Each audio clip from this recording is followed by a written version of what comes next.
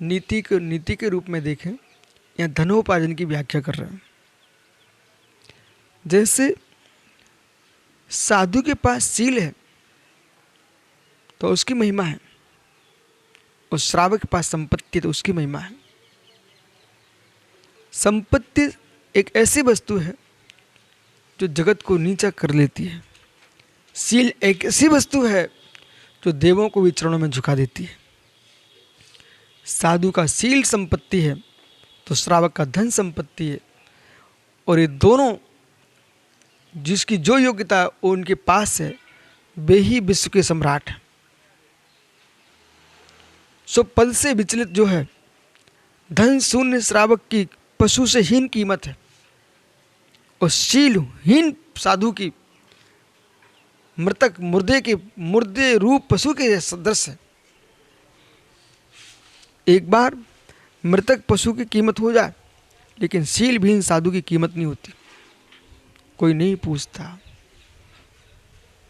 मृतक सड़े पशु को भी उसकी चमड़ी तो चर्मकार निकाल ले जाते हैं, कम से कम चर्मकार तो देखने एक बार आता है मरने के बाद, पर साधु शील संपत्ति शून्य, उसे कोई देखने भी नहीं आना चाहता।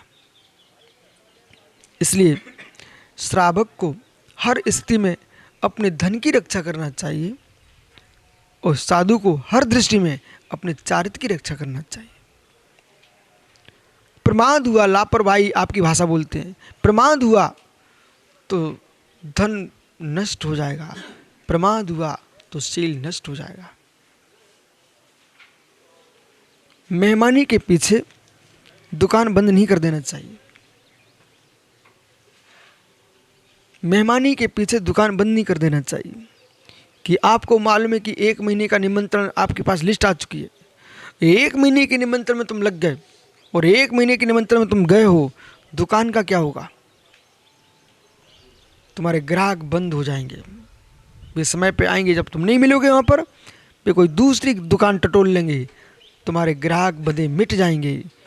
ऐसे ही साधु प्रवक्ता है, तुम प्रमाद में लीन हो गए, कोई से बातों में लग गए, प्रवचन में जाओ, प्रणव सार उपदेश करके आए हो, विश्व सार ने बोल दिया, ऐसे 2-4 दिन ऐसे ही कर देना। श्रावक आपको सुनने आए थे, उसमें प्रणव सार का भी आप प्रवचन करा देते, लेकिन आपने एकदम पूरा मंच ही सौंप दिया है। आप विश्वास मानना, 8 दिन ऐसा कर लेना, 9वें दिन आप स्वयं जाना, थोड़ा मंच फीका, स्थान तक का अंतर पड़ जाता। सुब्रत सागर जी, आपने देखा था जबलपुर में शिव नगर कॉलोनी से 1 दिन के लिए आप बीच में संगम कॉलोनी चले गए थे, दूसरे दिन सभा डिस्टर्ब हो गई थी। और ये ध्यान रखना, यदि ये संचालक हैं, इनको पहले से बुलाओ, आप मुझे सब बताओ आप क्या करने वाले हो। 9 बजे का प्रवचन है, 10 बजे तक यही बोलता रहेगा, समाज 10 बजे आना शुरू हो जाएगी। विश्वास मानना, अपने जबलपुर में ठीक 8:30 बजे मेरा प्रवचन होता था। आप लोगों ने ऐसा संचालक खड़ा कर दिया जो यूं कहता था कि मेरा कंठी 1 घंटे बाद गर्म होता तब मैं संचालन कर पाता। पैसे दे करके हमारी सभा खराब कराई इनने, ये महात्मा जी बैठे, समझ गए ना? पैसे दे करके, मतलब उसको पैसे भी देते थे और 1 घंटा पूरा बोलता था भाई इसका। अब फिर मैंने सोच लिया ये तो छोड़ने वाला है नहीं, अपने प्रणाम क्यों खराब करो, मैं बैठे बैठे माला फिरता रहता। पर मैंने जरूर एक दिन कहा, आपने कितनी बड़ी हिंसा की है। जो समाज 8:30 बजे आती थी, बोर्डिंग तक बढ़िया रहा, पर जैसे उस जीव को दिया गया, उसने पूरे चातुर्मास में लोग 10 बजे ही आए। 10 बजे आएंगे, बोले क्यों? बोले 1 घंटे तो भाई खाएगा ना। और जहाँ पर प्रतिदिन बोलियाँ लगती हों, तो वहाँ जो लोग मात्र प्रवचन सुनने वाले होते हैं, वे प्रवचन के समय आते हैं, सभा सुनी पड़ जाती है। इसलिए हर दिन प्रक्षण 2 बोलियाँ शोभा नहीं देती। जहाँ जैसा माहौल है वो होना चाहिए। यहाँ तक कि यदि प्रवचनकार के प्रवचन में दम है सुब्रत सागर जी, तो लंबा मंगलाचरण भी नहीं सुनना चाहते लोग, संचालक को भी नहीं सुनना चाहते। बोले आप तो सीधे प्रवचन कराइए। आपने देखा बोर्डिंग में कितने श्रोता बोल पड़ते थे, भाई बंद करो अब, चलो प्रवचन शुरू कराओ। याद है आपको, टीके वैद वगैरह तुरंत बोल पड़ते थे। तो मतलब ये है ना कि आदमी संगीत भजन उस सभा में शोभा देते हैं जहाँ मूल वक्ता में कमजोरी होती है। तो समय पूर्ण करना है, और मूल वक्ता में कमजोरी नहीं है तो फिर लोग सीधे के सीधे उपदेश सुनना चाहते हैं। याद करो मित्र, भीड़ वाला में एक बार मालूम फिरोजाबाद से एक वकील साहब विद्वान आए हुए थे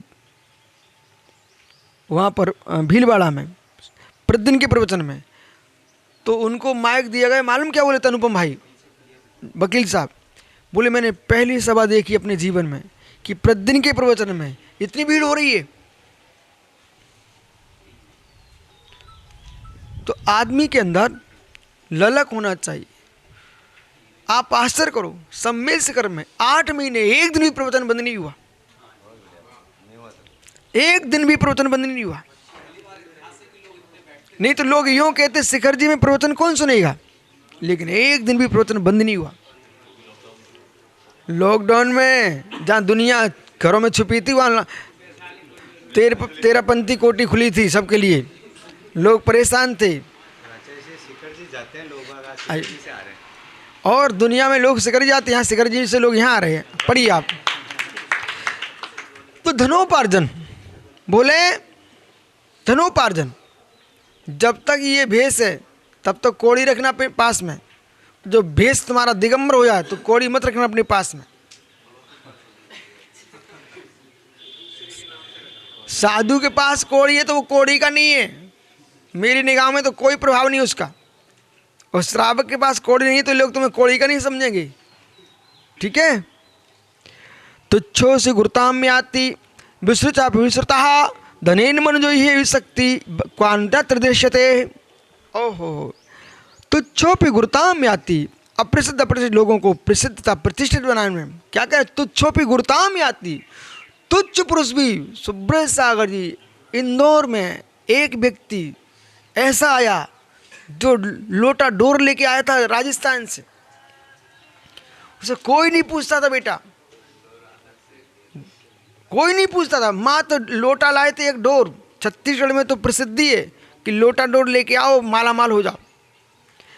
तो इंदौर में मालवा में ओहो, जो व्यक्ति एक मात्र लोटा लेके आया हो पूरे मालवा का राजा बन गया, और आदि इंदौर उनकी हो गई। उनका नाम है सर सेठ हुकमचंद जी। ठीक है ना। बुंदेलखंड के परदेशीपुरा में सारे लोग बसा दिए उन्होंने। समय आदमी का बदलता है तो मालूम, जो एक लोटा डोर लेके आया हो और जैसी संपत्ति बढ़ी, अंग्रेजों ने उनको किंग उपमा दे दी, किंग। अंग्रेज शासनकाल में सर सेठ हुकमचंद जी को उनका कोई जन्मदिन वगैरह था तो बहुत ज़्यादा सजाए गए और रात्रि में उनको बुलाया गया तो उन्होंने नाइट किंग ऐसा बोल दिया। हाँ, तो उपाधि दे दी हो। तुच्छों पे गुरुता में आती। बेटा समझो, तुच्छ पुरुष भी है। संपत्ति आया ना तो ये भैया जा आज तुम्हें बिठा नहीं रहे बगल में, वे कहेंगे आओ आओ, राजेश कहेंगे आओ आओ बैठो बैठो, बगल में बिठाएंगे। इनकी छोटी उम्र के लोग धनपति बन गए ना, उनका सम्मान करते भैया। तुच्छों पे गुरुता में आती। तुच्छ पुरुष भी, अप्रसिद्ध पुरुष भी, अप्रतिष्ठित पुरुष भी, विश्रुतम प्रसिद्धि को प्रतिष्ठिता बनाने में धन, धने ने मन जो ही शक्ति। धन मनुष्य की शक्ति है, धन मनुष्य की शक्ति है, इस कोई शंका नहीं है। वन खंड में भी तुम घूमो ना, धन है तुम्हारे पास तो कोई असर नहीं पड़ता। या तो धन हो या विद्या हो, आनंद आता है। अपरिचित में जियो, लोग अपने को पागल समझे पर मुझे मालूम क्या है ज्ञानी। धन कुछ भी हो, चाहे विद्या धन हो चाहे धन हो, अभी उसकी बात करेंगे। शक्ति को निर्दृश्यते, तो उतना कर्म पदार्थ, धन जितना समर्थवान उतना कोई पदार्थ उतना समर्थवान नहीं है। लेकिन धन धन नहीं होना चाहिए, धन संपत्ति होना चाहिए। धन वो है लाज जाओ धरत जाओ मरत जाओ, संपत्ति वो है जो समीचीन वृत्ति से कमाई जाती है, उसका नाम संपत्ति है। इसलिए संपत्ति कमाना चाहिए, धन नहीं कमाना चाहिए। नमो रिंतार नमो स्तार नमो हरिहर।